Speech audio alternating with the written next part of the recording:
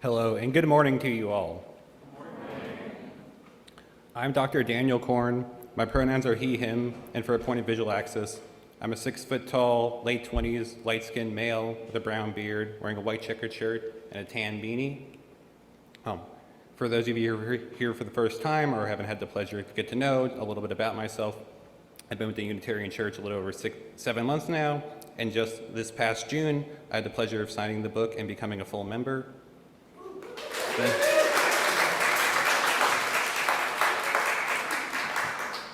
Thank you. You may also recognize me typically sitting behind the tech table where Mike and Phaedra are currently mixing my audio for Zoom. And I presently work as a postdoctoral researcher with the Penn Hospital System. I'd like to thank everyone here for the privilege of being your worship leader today. When I was a child in school, I was someone who never felt comfortable in the art, music, or English classes. These classes always felt very unclear to me. They were so open-ended, and there were very ambiguous directions of how to pass. But I loved math class, and given many discussions I've had over the years, I think I'm pretty alone in that opinion. But math class provided me safety. In math class, there was a very rigid structure. There was not much vulnerability. There was a fixed order how to solve problems, and only one correct answer. As long as I remembered each equation and did all the steps in the perfect order, the correct answer would always be waiting for me right at the end of the equation sheet. And these classes were the space void of this vulnerability and ambiguity that frightened me so much in art and music class. And though over the years, I have come to understand the beauty of poem, wonder of music, or the power of a very well-written speech, I really never lost that deep affinity for mathematics.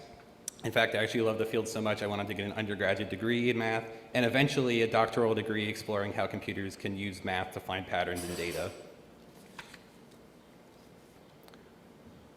So one issue I think is very important to explore is where does this divide come from? Where does this divide between art, music, reading and writing, these may broadly be called the humanities, and math? And most people have a very strong sense of this divide. It's like a large ocean, and on one side, there's a very artistic, flexible side, and the other side, there's a rigid order where things are very fixed in place. And people believe that they're born on one side of this ocean or the other. Over my time, I've had the honor and pleasure of tutoring many students who've been struggling in various subjects, and one of the most common refrains I'd hear from these students is, well, I'm just not a math person, or I'm not a chemistry person, I'm not a biology person, or for me, I'm not a musical person. And whatever skill was lacking, there was this deep sentiment of isolation, of lesserness, and divide for these skills, and it's an almost universal phenomenon in education. I think many of these issues are deeply intertwined with how America educates its students. Our children born now are in a school system which has them being constantly metriced and explicitly categorizes and ranks them against one another. Children find themselves being forced to sit quiet and still for hours on end and being lectured at by teachers for very complex subjects in spaces like algebra, chemistry, geology, rhetoric. And many of the concepts and ideas these young children are being taught took hundreds or thousands of years for people to develop and understand. In our current year, 2023, we have more and more expectations on even young students to have a full grasp of a large array of ideas. 100 years ago, many of which would have been completely novel and not even understood. And these are being enforced onto these students in ballooning class sizes, often in decaying, underfunded buildings, and with rigorous mandated federal testing and curriculum. And these tests leave no room for teachers to help struggling students or tailor their lessons to their particular style. Paul Lockhart, a mathematics teacher at the St. Anne's School in New York, in his 2002 essay, A Mathematician's Lament, invites the reader to imagine a world where music is taught the same way as math and the sciences are. In this world, political committees admonish the need for a musically skilled crop of students. The students who are the best in class are complimented for their ability to draw very straight staff lines and perfectly fill in their musical notes. Of course, if you draw a quarter note upside down, you'll fail an exam, but that's just part of it. They should have learned better. Now, of course, playing instruments and composition, that's left for college. How could a student possibly play an instrument without a full, rich, complete understanding of musical theory? It'd be ridiculous.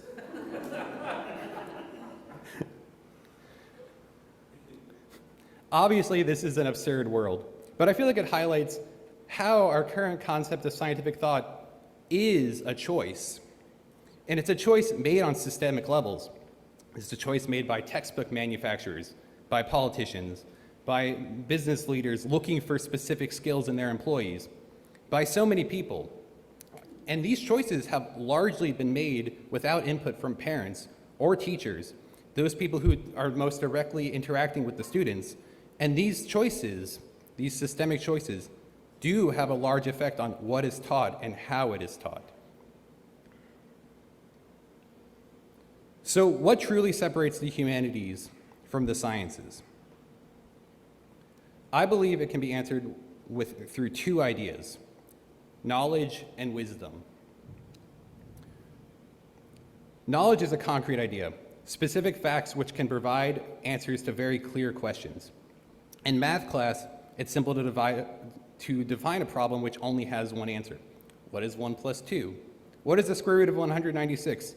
When will a train leaving Paris arrive in Berlin if it leaves at 9:14 a.m. and travels 60 kilometers an hour?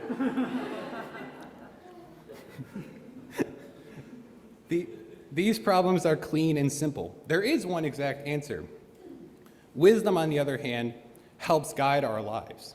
It provides us deep insight to problems which may be hard to define. This could also be called judgment or intuition. Imagine an art class where we task each student to draw a beautiful tree.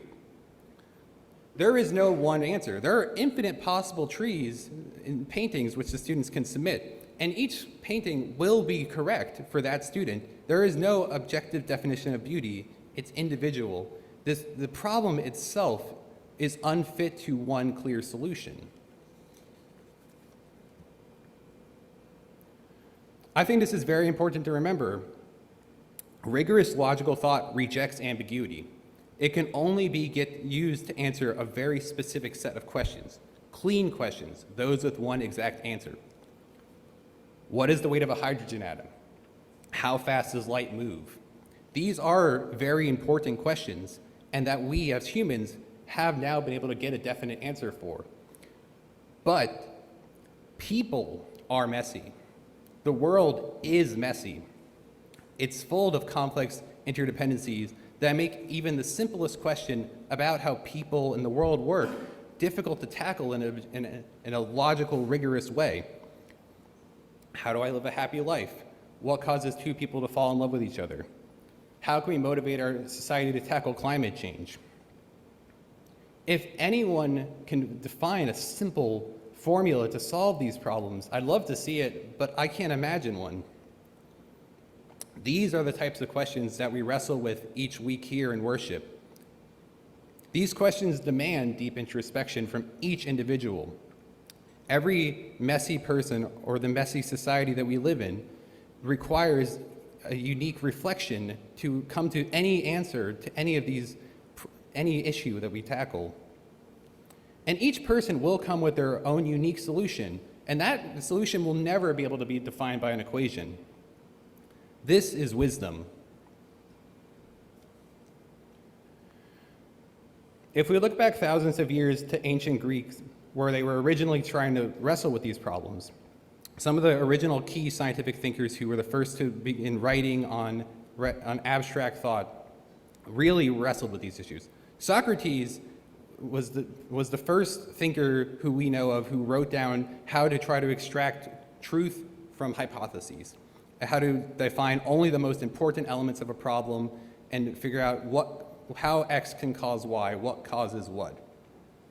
In the modern era, we would all call this the scientific method, and this is how every working scientist actively solves their problems, how every single scientific innovation we've have in the modern era has been developed, is through the scientific method. But Socrates never advocated for the pure pursuit of knowledge, especially scientific knowledge. In fact, Socrates ridiculed and critiqued his contemporaries who sought out knowledge for knowledge's sake as being very foolish.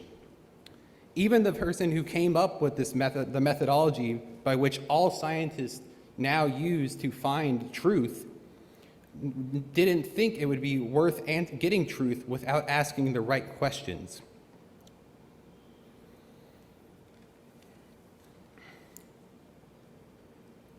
So here I advocate for the need for both wisdom and knowledge. Wisdom to help guide us in the questions that we ask, to ensure that we are concerning ourselves with truly important things, and knowledge to help us answer the questions that we gain through this wisdom. And only through the harmony of wisdom and knowledge can we really truly make sense of the world. I want to provide an important historical example of this harmony. For a very long time, the concept of how life came to be was one that really didn't ally itself well with scientific understanding. Eastern philosophical tradition knew that life on Earth was deeply harmonious with itself. Plants and animals were observed to be able to perfectly situate themselves in their environment. Mountain goats are able to jump high, desert plants can grow with very little moisture, migrating birds were always able to find the exact location where food would be.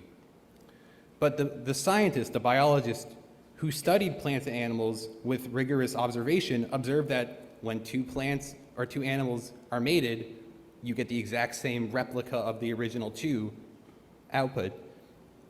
So the offspring, which would be a copy of itself, there's no way to explain the observations of all this rich, dynamic complexity of life in the world. And this isn't a trivial issue. Many great historical philosophers really wrestled with this. Immanuel Kant, the famous German philosopher, believed that biology could not be a science because two animals could only create a copy of themselves. It was illogical that biology could be anything other than a divine creation.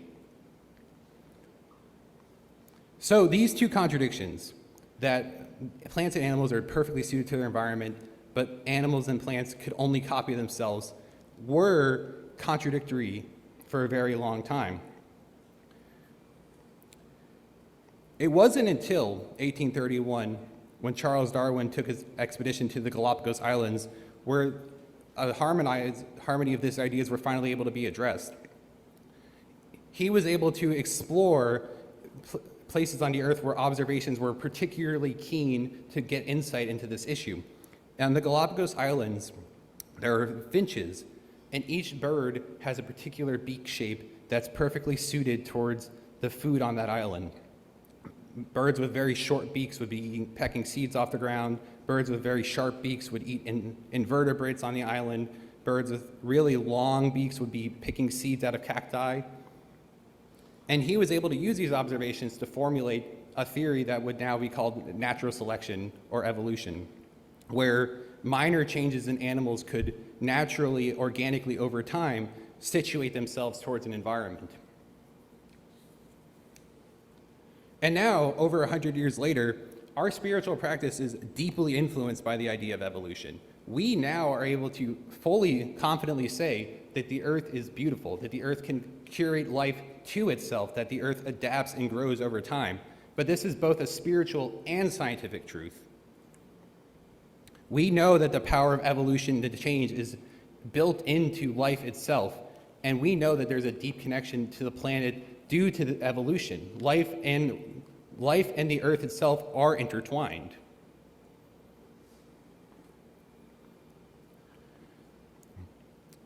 I'd like to thank you all for your time and attention today, and I want to leave you off with a quote from Albert Einstein's essay, What I Believe. Everyone holds certain ideals by which they guide their aspirations and their judgment. The ideals which have always shone before me and filled me with the joy of goodness, the joy of living, are goodness, beauty, and truth. Thank you. Hi, I'm Reverend Hannah Capaldi. And I'm Reverend Abby Tennis. We are the ministers at the First Unitarian Church of Philadelphia, where our mission is to awaken love and justice in our lives and in the world. We're so grateful that you watched, and we hope that the sermon connected with your soul. We also want to invite you to join us for a live worship service every Sunday at 11 a.m. Eastern Time. You can always find the link to that service on our website at www.philauu.org. In these services, you'll hear words like you've just heard, and you also get a chance to greet one another, pray together, sing together, and we even hold a virtual coffee hour after services to get a chance to greet some new and old friends. If you want to support the mission of this community and you feel moved to give, you can do so by going to the website that Reverend Abby just mentioned. You can find that link below, or you can text 215-709-5095 and follow the prompts to give. If someone in your life needs to hear these words today, we encourage you to share this video. And again, thank you so much for watching. We hope to see you soon.